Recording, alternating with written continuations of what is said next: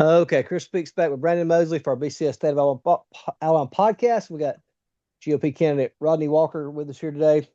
Rodney, you made some headlines in recent days with a press release you put out. I know I did an article on it about calling out the news here and saying they're fake with the polls. So what makes you think the polls are off? Well, first of all, good morning, and thank y'all Hey, for sorry. having me here this morning. Thank thank you for coming back. And then the second thing is, it's not all news media that I called out. It's a few of the people that are being fake news because I would like to say there are a lot of other good people that put the truth out and so forth. But the reason that I said that is because um, I'm always shown on this particular news outlet as being 1%, and they've never really acknowledged my existence in the race and so forth. And it's not just myself; it's other candidates in this race, it's other candidates in the lieutenant governor's race, and different things. And I'm just calling for things to be fair and honest, and not be sided on the people that they decide to contribute to or that they would like to see in office. Yeah, that's sort of the bad thing with the Alabama press is, there was like two newspapers and they dominated the whole deal. And fortunately, those days came to an end. But then, it doesn't cost too much to start up a website and, start producing news articles. And people that want to influence outcomes or advance legislation or candidates were able to create their own news sites and operate as quasi news sources. And I mean, we've always had a problem with bias in the media. It's not the left wing bias that we used to have per se, but it's much more of a personalities and issues bias, now without throwing stones at anybody I've worked with in the past or may work with again in the future. Yes, sir. So Well, go ahead, Brandon. the poll that came out showed a three-way race where it was basically a three-way tie between Jared Hudson, Steve Marshall, and Barry Moore for the U.S. Senate. I'm not familiar with that poster. Do you think they may have oversampled Jefferson County, where Jared Hudson has worked as the sheriff's, well, ran for sheriff, has worked as a deputy in Jefferson and Shelby County, where his business is, and he's a lot better known. That's like if we had overrepresented West Alabama, East Alabama, where you're, we where your ranch is, and oh, hey, Ronnie's doing really great here. Yes, sir, I do. I mean, there's been other polls that was done by other people to see how their race was going and so forth, and they would immediately call me and say, hey, look, you're ranking 26% here in our in East Central Alabama, where they're running their race. And so I do believe I don't know this person that run this poll last, but what I do know is that the Club for Growth paid for a poll, and it showed Barry, of course, at the top because that's the man they're supporting. It showed Steve moving to number two, and then it showed Jared as number three. Then 3 days later, also that showed 46% undecided. And then 3 days later, this person that nobody knows of that has to have subscribers to his media outlet, in other words, they were polled approximately 300 people. And then all of a sudden, that makes Jared even with those other three people and shows me and Seth Burton and Dees at 1%. Every our poll that we paid for, which was done by a company in DC that's very well known as Deep Root Analytics of Arlington, Virginia, according to their poll, and I've kept that quiet since we've done it, but it showed us at 21% with 44% undecided. And as I talk to people in the news media and so forth, they tend to agree that that's about the right spot. Uh, I'm not after. I'm not after us showing as being number one or number two or whatever, but I do think that these numbers are very much skewed that they're trying to present to people. And then when other folks ask you about funding and that type of thing, that's what these polls are designed for, is to get people to give them more money. You think that's why they're showing you at 1% because you're not advertising with them? Um, I think that could possibly be a thing, but at the same time, the people that's been running these polls, or the people that's reporting this media, are funding, are their different sponsors are sending these other three people money, and the big machine is trying to control the elections and so forth. And one candidate has received $5 million from cryptocurrency, and then another 1.5 million from the Club for Growth. All that's being spent on media buys and that type of thing. But at the end of the day, it's not really moving the needle that much. But I believe, since I'm an outsider and a businessman, and I'm not, aligned with getting all the PAC money from the different sources, I'm not bought and paid for. So I think that since perhaps that we scare some of these insider people, the bureaucrats, that perhaps they'd like to keep me knocked down. But the thing is, it's the people's choice, and that's what everyone needs to realize. That May 19th, it's their choice of who they'd like to send to the United States Senate, whether they want somebody that's bought and paid for, or whether they want somebody that wants to work for them. Um, the we one good thing that Trump had going for him prior to the Iran war was we had low gas prices. It got down. I think I paid $2.12 a gallon at one point, and now this past week I paid like 3.90 something a gallon at one station, which I probably shouldn't have stopped at. But do you, you're out there on the campaign trail talking to folks? Do people understand that this is maybe a temporary thing with the war, or has this caused some Republicans to lose confidence in the administration and the direction we're headed? I'll just be honest with you, it's causing a lot of people to lose faith in the administration. It's causing people to realize that their pocketbook is what matters. Their income is not rising. A lot of people are losing jobs, as Kimberly Clark, which was now called Domtar, is closing. You've got all the people that hauls wood to those paper mills and things like that'll be losing their job, trucking companies, and so forth and so on. And diesel fuel just continues to rise because of the Strait of Hormuz being closed. We've got all those vessels, Navy ships over there that should be able to open that strait right up, by taking out those Iranian ships that are speedboats that are blocking things. But yes, people are very fed up. People are not excited about higher gas prices, higher diesel prices, and so forth. People are worried about the economy and putting food on their table and paying their power bill, which is extremely high right now, and that's what people care about. But so much you've been on the campaign trail. What is your feeling though about where you sit with support? Do you feel it's in the 20%?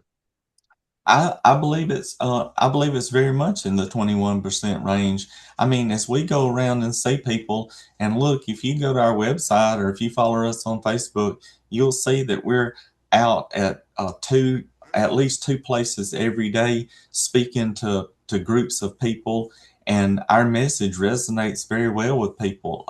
The people do not want career politicians, and they don't want the same old bureaucracy, and they don't want bought and paid for folks. So, to answer your question, I think that's exactly where we are, is at 21%.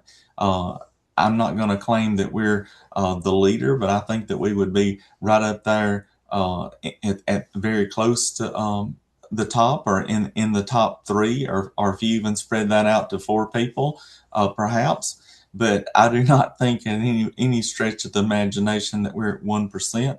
I believe that, at one time, Katie Britt showed 1%, and one time the president showed 1%. But even the election with Kamala and President Trump, all you heard was these back and forth polls and back and forth polls. But again, what mattered is when people went to the ballot box, and they overwhelmingly sent Trump to the White House. Rodney, you've spoken at length on farm issues. I'm kind of thinking the last I heard, and tell me if I'm wrong, fertilizer prices are up there near the highest we've seen, historically. Now fuel prices, I mean, off-road diesels, what, 5.5, $6 a gallon in places. Yes, sir. And that very much affects agriculture. I'm going to take that a long way.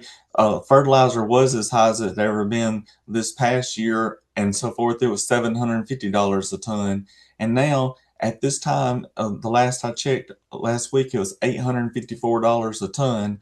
The trouble is that potassium or phosphorus, some of those nutrients come from over in over next to Iran and those areas in the Middle East. And so, with the Strait of Hormuz being shut down, it's affecting fertilizer prices. Now, please understand that our farmers are still only getting like $4.70 for a bushel of corn, and only around 61 cents a pound for cotton. And then soybeans are still down. Those are the prices all the way back from 1974. And diesel fuel, if it's going up for a road use, it's also about 40 cents less than that for farm use if you take the tax off of it. So farmers are still struggling. And while we're on that subject, the suicide rate right now amongst farmers is the highest that it's been, basically ever, because of losing family farms that's been in their generational capacity for 4 or 5 generations, and we can't afford to do that. We've got to protect our farmers. I know everybody thinks that they go to the grocery store and that's where their food comes from, but they have to realize that the farms are producing their food, and it's very important. If we want to become a third world country, you take our food supply away, and that'll put us there. You can't control. If you can't have your own food, you're out of business right there. Rodney, what do you think about that Save America Act that's being in Congress right now? Well, I think that ought to be passed right away. Actually, I was working on a press release to encourage Congress to pass the Save America Act. I think it's got some amendments also in it that this time Coach Tuberville added some of those, and some other people did. But it also, at this time, is not just about providing your driver's license when you go to vote. It's also keeping the boys out of girls' dressing rooms and girls' sports, and it's protecting our children from having sex changes and things like that. Um, there's a lot of things now that's becoming that bill. But let me just speak a little more on that. In Alabama, we don't have to, we've always been accustomed to providing our driver's license when we go vote. As a matter of fact, I don't understand any state that doesn't require your driver's license when you go to vote, simply because I voted a local fire station. Everybody knows your name. You go in, they say, "Hey, Rodney. Hey, Stacy, how's it going? But I need your driver's license." It's a formality. If you go to buy cigarettes, you got to have your driver's license to prove you're over 18. If you go to buy beer, you got to have your driver's license. If you go check into the hotel, you got to have your driver's license. I don't understand why that we want to have such a controversy over providing our driver's license and proving that we are legal and allowed to vote. That just, to me, is a mute point, and I don't understand why that we have such a fight over that, unless we really, really have a whole lot of illegal people voting in our elections, which must be stopped. Um, Rodney, we've had some recent firings in the Trump administration. They fired Pam Bondi, um, or she has been relocated to another assignment. Kristi Noem is out at Homeland Security. Did the Senate do a good enough job vetting some of these folks a year ago, or did some people just not live up to expectations? Or is it a mixture of both? Well, personally, I think the people were doing a good job, but then they also had things that they was doing that was not appropriate and so forth. So when they did things that wasn't appropriate, then they were released from their job. President Trump isn't going to have anyone around him that's not doing what's expected. Miss Noam spent like $250 million on advertisements, but they were basically for herself rather than being for the department and things where they should have been. Those people all work at the discretion of the president, and and they should understand that just like any leader, that he deserves respect and so forth. And so that's the reason that they're out. That's if they worked for me and didn't do what they were supposed to do, then we would have to remove people from their job or whatever. But that they work at his discretion. Ronnie, back to this conflict in Iran, it seems like every day we got something new. Either our mission's fulfilled, or now the president's talking about bombing civilian infrastructure. Was this really thought out that well, or do we just kind of walk into that blindly? So, I believe that we need to get in and get out of Iran. We took down the regime that was in power. I think it's becoming a little hard to replace the regime with somebody that's a democracy and so forth. At first, the people here that were from Iran, they were very excited, and all over the country, all over the world, people were excited about this and taking out Iran's nuclear capabilities, which we must do because we cannot have crazy people with nuclear weapons that would destroy the world just with one aggravated thought, and we don't need to allow that to happen. Um, you know, I'm not allowed to have all of the security information that is available to generals and people like the president, but it seems like that we shouldn't have a lot of problem keeping the Strait of Hormuz open with the military force that we have there. Uh, Personally, I don't think that we ought to take out Iran's uh, power grids and things like that. I understand the concept, but if there's boats that are blocking the Strait of Hormuz, just blast them out of the way and let's move on. Um, I promise you, you won't have to knock out more than one of the Iranian Navy ships until the rest of them will move pretty quickly. And so I think it was well thought out, but you're dealing with a country that's been a problem for 47 years. Ronnie, I think we're paying well over 60% of the cost of Ukraine's continued war with Russia. Our NATO allies have helped, but not so much.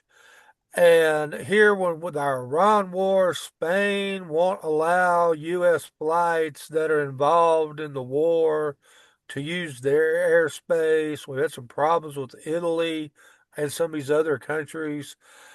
Moving forward, do we need to rethink our relations with NATO and our commitment to the NATO alliance? If this is a one-sided commitment, or, are we overreacting here? We're not overreacting, Brandon, in my opinion. The problem is that the world has depended on the United States to be the police of the world. And these things that are going on in Iran and taking out their nuclear weapons, is to protect all of the world, not just the United States. And contrary to some belief, it's not just about oil, it's about protecting those other countries. And nuclear weapons. If they fire off a nuclear weapon, it'll destroy the whole world, not just the country that they shoot it at. That's what the problem is. And so I think that our allies that have been in the past, those things may have to be looked at again. But if they're not going to stand up for us when we're at the door of the bully, then we don't need to be over there worried about protecting them. But at the same time, the Strait of Hormuz and Iran and so forth, somebody's got to do it. It's up to us. But I do not like the part about other countries that are our allies not helping us and then not allowing us to use their airspace and that sort of thing. I think that's a big problem, and I think that we need to figure out how that we can resolve that. Rodney, what do you think about Coach Trovel's comments regarding Muslim being the enemy? Um, Muslims with AK-47s and so forth like that, uh, are the enemy that came into our country illegally and that sort of thing. Um, on the other hand, there are two different uh, groups. There is a group of people who are Islamic that are our doctors at UAB Hospital. They're gastroenterologists. They're eye doctors. They lease buildings. I have one doctor that leases a building from me and so forth. Uh, and we have a lot of tax-paying citizens. And as Coach Tuberville has said in the past, that he does have people that are his friends. I think it's like everything else. You can't just blanket one complete group of people and say they're the enemy. The enemy is those people that have the AK-47s, are the ones that hit our towers in 2000 in New York City, are the far left wing uh, crazy people that we have to watch out for and that we don't need in our country. But there are groups of people that have come here and got their citizenship that are here legally, and I'm gonna say that if they believe in Islamic, then we do have the freedom of religion in our Constitution, and I'm not for kicking all the doctors and engineers and people that are taxpaying citizens that are here legally out of our country. Rodney, there's a controversy going on in North Baldwin County about 4,500 acres of solar panels that are, of land that's going to go into solar panels. And there's, 2 or 3 thousand acres in South Montgomery County around Pentlala where, it's a similar deal. The neighbors are like, um, questioning if this is the wisest land use. Um, I know if a lot of this came from green energy and the Biden administration. Do we need to rethink some of this emphasis on solar, given it does, it takes a lot of land, but it doesn't produce all that much power? I mean, a very modest coal powered plant would produce twice what this 4,500 acres of solar panels does.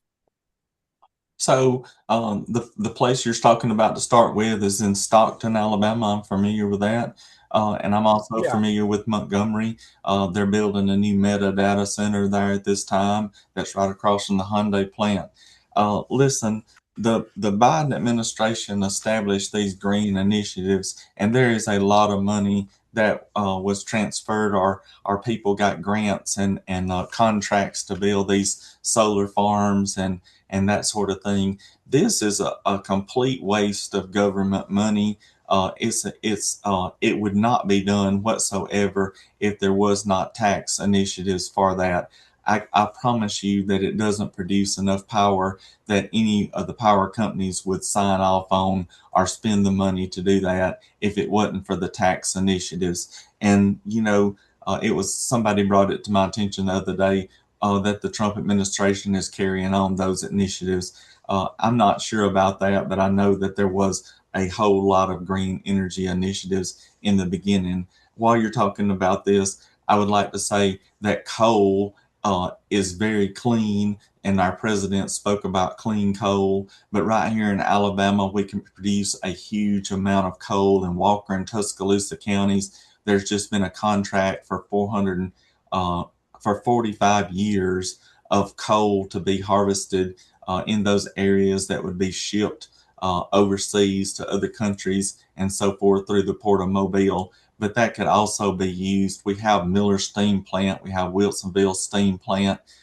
Some of those plants have been converted to natural gas because of the Obama and the Biden administrations. But listen, you can put scrubbers, and they have scrubbers on those plants to make sure that there is no products that go into the atmosphere and so forth. But the other thing is nuclear energy. Nuclear is by far the cleanest and the cheapest way to produce power. And honestly, it's the safest. I've talked to a lot of people that work in nuclear plants. And right now, there's a tout about China coming here and building mini reactors and so forth. And it's going to go along with Trump's initiative, and they're going to spend $500 billion on these reactors and so forth. The trouble is, too, that at TVA, we have one reactor that's sitting empty because it was my understanding that Hillary Clinton's when she was in power, she was able to sell some of that those uranium bars to another country, and so that administration that surrounds that was involved. But we have not put those uranium bars back into that reactor. But by far, Alabama produces electricity that's sold all over the country, and our power rate shouldn't be high. And I don't know if I fully answered this or not, but I'm against the solar panels. I think that they take up farmland. I think that it's always on beautiful, flat, high volume, topsoil farmland. And then in the future, when they realize that this is not worth the crap, you're going to have all this glass and all this metal and wire that's going to have to be cleaned up. The glass is going to have to go to a landfill somewhere. The metal and the wire can go to a salvage yard. But we're destroying our farmland. And then there's a rule called EUDR. It's the European Union Deforestation Regulation, and it says, and it's here in America, and it says that you can't cut pine trees, or you can't take pine tree or forest land and convert it to agricultural land. So if we let these solar farms come in and we keep converting our land to housing projects and other things, we're not going to have any farmland. It's a way to sneak in the back door and take out our pasture land and our farmland, and we don't have anybody that's watching the hen house while they're slipping in. I mean, what do you think about that PSC bill the legislature just passed and the governor signed? Which bill, Chris? Which The bill? PSC bill. Oh, so look, in other words, as I'm on this campaign trail, there are all the candidates that are running for the Public Service Commission. And, you know, it's an elected position, and these people are working hard to be elected by the people of the state of Alabama to represent them and to make sure that that there is a watchful eye over the public utilities that they are destined to watch over. Now, if we take and we put a Secretary of Energy in, which, you know, would be a great position to help, you know, with the energy initiative of the state of Alabama, but I'm not really for having 3 elected officials and then having 4 appointed positions. Yes, that gives you 7 positions plus the director. But the thing about it is, the people that we elect all of a sudden have no power because the big machine appoints the people that they want on the board, so that the elected people can't do anything. Now, if you feel like that we need 7 people, let's elect 7 people. But I think that the power of that should be in the hands of the people of Alabama. That's the problem right now. Is the rates are too high, and I'm gonna speak out and speak it right. But the rates are too high. If you talk about um, co-ops, or if you talk about TVA, or if you talk about Florence Utilities or Riviera Utilities, all of those people are have much more reasonable rates than the big machine. They they normally $150 or $170. You get your power, your water, and your garbage and everything. But the big machine is $400, $500, $600 a month for just power. And and I think that we have some really good people running for the Public Service Commission. Probably not need to advertise for those people, but we have some really good people running for those positions that we need to get elected. And I think that they'd support the people of this state rather than the big machine. Um, Rodney, there's an issue in Baldwin and Mobile counties where the insurance rates is getting hard to insure a home below I-10 because of you know the insurance companies see there we could get hit by a hurricane and potential. Florida has a lot of the same issue. Is that something that the Senate needs to work at? You don't want to like tell companies what they can do and what they can't do, but is there a way you can adjust, like create a coastal pool, that may be beyond states at the federal level? So Brandon, in other words, let me start off by saying that I'm not exactly familiar with what's going on right below I-10 as far as the insurance companies and so forth that you mentioned. But what I am aware of, that the insurance is very much more expensive on the Gulf shores and along the coastal parameters and so forth of that nature. The other thing is this: is anytime that there's a hurricane or a natural disaster, don't forget that FEMA comes in and provides a ton of money, which is the Federal Emergency Management Agency and so forth. So the insurance companies don't wind up just spending all of that straight out of their pocket. There's been a lot of people that's talked to me about uh, allowing more competition. They asked me about hospital insurance and so forth, but it also relates to this coastal insurance and so forth. But right now, in the state of Alabama, the insurance, you have an insurance commission who allows the different companies the powers to sell insurance in the state of Alabama. Um, I've always believed that competition was the best way, and that's what keeps everybody honest and so forth. But um, I'll have to find out more information about insurance companies not wanting to sell insurance or trying to stop selling insurance below the coastal region in I-10. Rogan, I think we got like 44 days to the primary. I mean, does your campaign have or maybe less than that? Does your campaign have a plan for what you're going to the last few days or last few weeks? Yes, sir, we do. The plan is to come hard and come fast and everything because honestly, up until this point, like we have worked so hard since July of 2025, out seeing everyone and working very hard to get our name out, all the billboards and things of that nature, and to let people know, the working people know of Alabama, that we resonate with them and that we understand the problems because we are the working people of Alabama ourselves. And so our plan is to come out on TV and to let people know who we are and so forth, and to and in this last swing or in this last few innings of the ball game, we just want to let people know that we are one of them and that we want to be your next United States Senator, that we're not bought and paid for, and that we truly love and care for every person in this state. Ronnie, I know, you're spending a lot of money out of your own pocket and your campaign is spending a lot of money.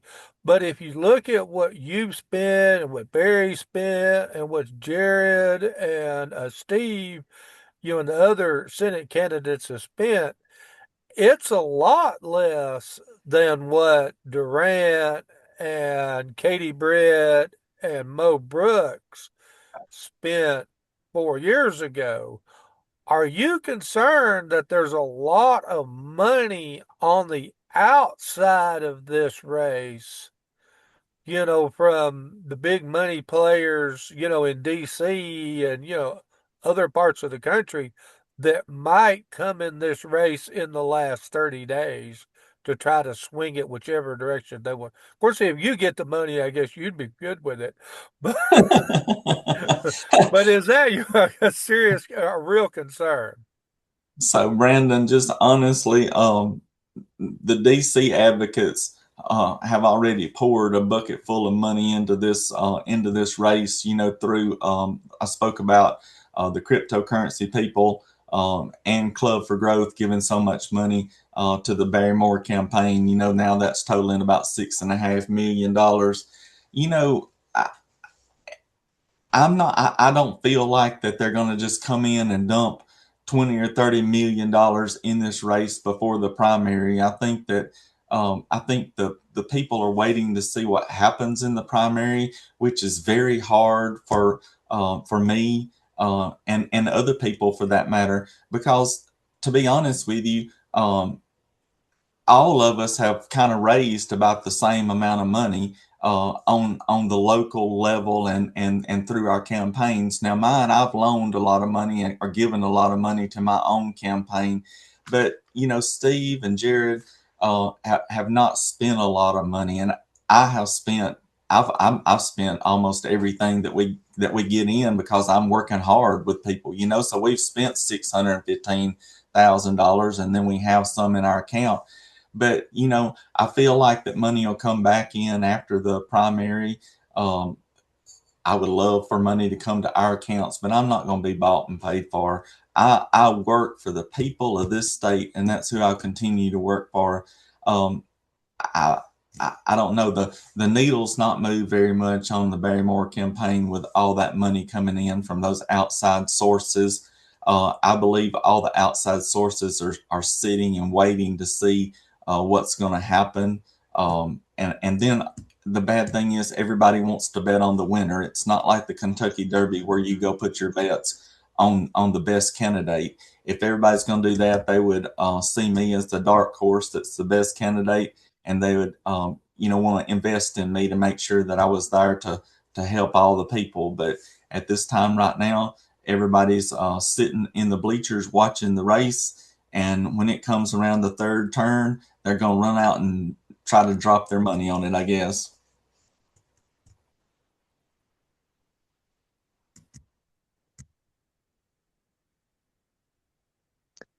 Rodney, do you anticipate this race getting negative in the last few weeks?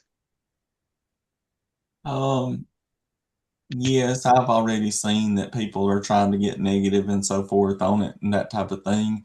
You know, I have no plans of being negative on the race. Um, you know, I want to stand for good Alabama Christian morals and standards. And, you know, I want the people to say, that is the outsider, that is the businessman, that is the best man for the job, that is the man that can help balance the budget. That's the man that will work hard for us in Washington and not make a career of 60 years out of it. That's the man that's going to work for us.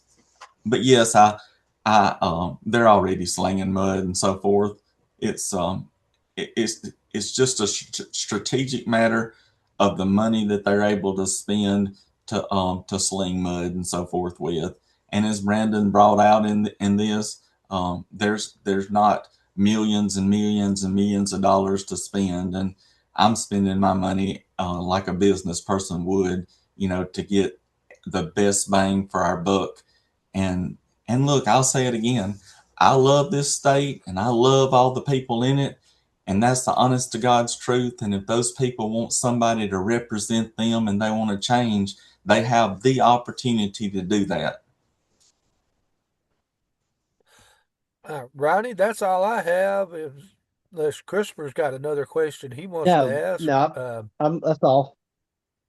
I would like to say thank you guys for letting me be on your program this morning.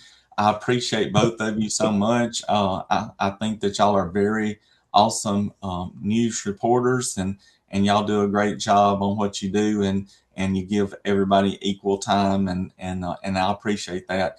To everyone out there watching, I ask you to please consider voting for Rodney Walker on May 19th. Go to my website at walkerforalabama.com. Check us out.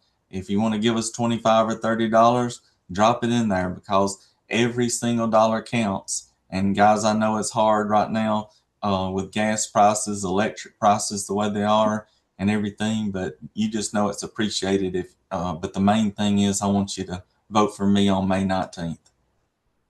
Thank you so much, Rodney. Thank you. Thank y'all. Thanks, Rodney. Bye bye.